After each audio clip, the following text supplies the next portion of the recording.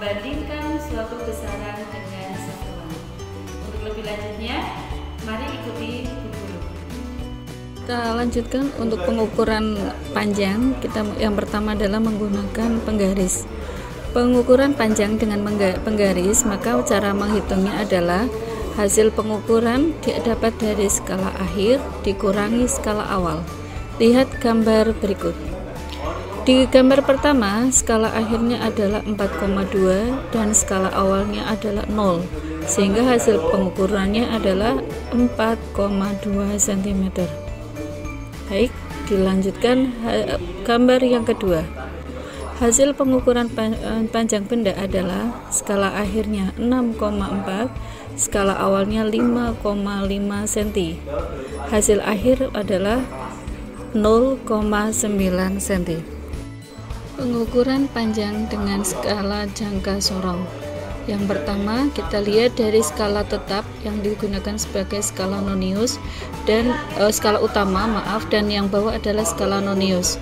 Caranya, perhatikan skala tetap yang berada di sebelah kiri skala nonius yang dekat dengan 0, yaitu di angka 2,4.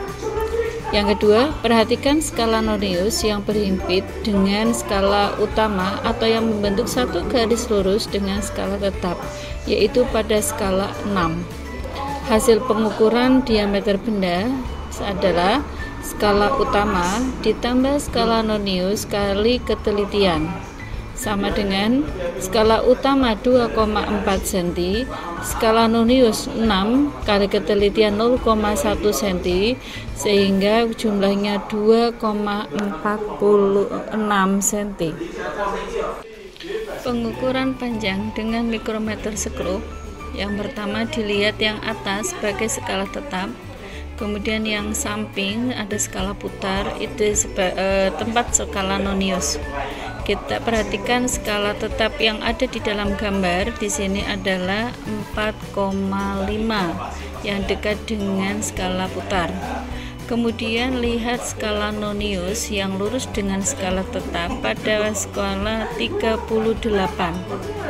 Hasil pengukurannya skala utama ditambah skala nonius kali ketelitian, sama dengan 4,5 meter ditambah 0,38 mm. Didapat dari mana? 38 kali 0,01 mm, sehingga hasil akhirnya 4,88 mm. Untuk menghitung menggunakan neraca pada pengukuran massa, maka lihat kalau neraca Uhos, lihatlah angka yang tepat tertunjuk pada skala. Lihat gambar 1.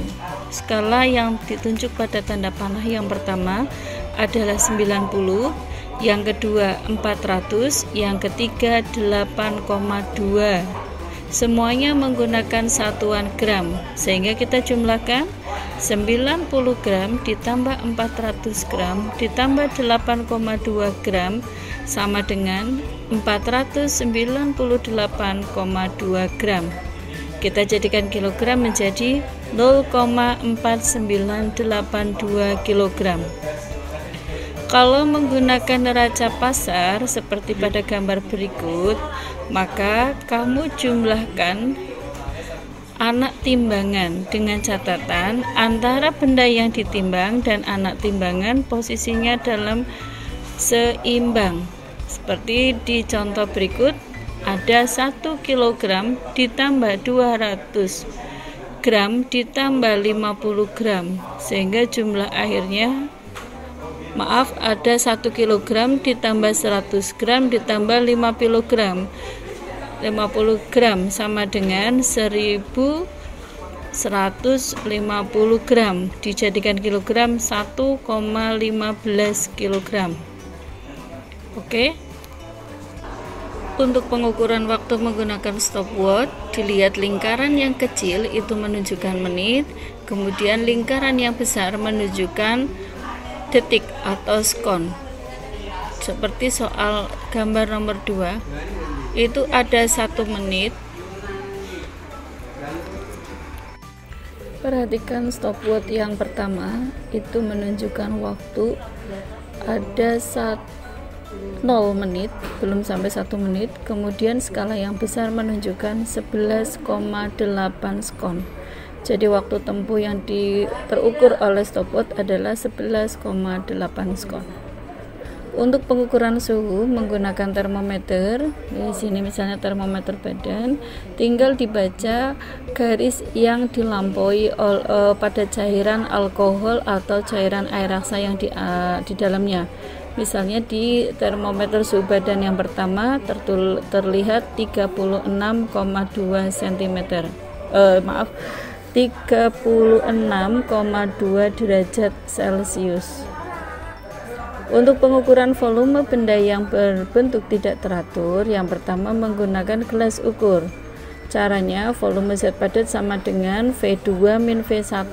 Artinya volume air yang kedua itu pada V2 dan volume air pada V1 pada V1-nya, sehingga ditulis volume zat padat V2 min V1. Di sini sudah diisi batu 70 ml sebelum diisi 50 ml. Jadi jumlah volume zat padatnya adalah 20 ml.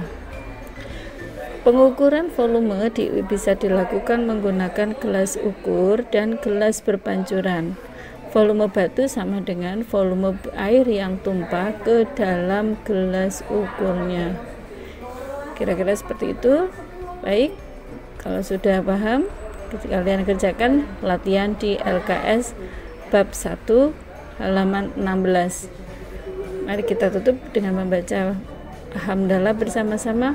Alhamdulillahirabbil alamin. Assalamualaikum warahmatullahi wabarakatuh.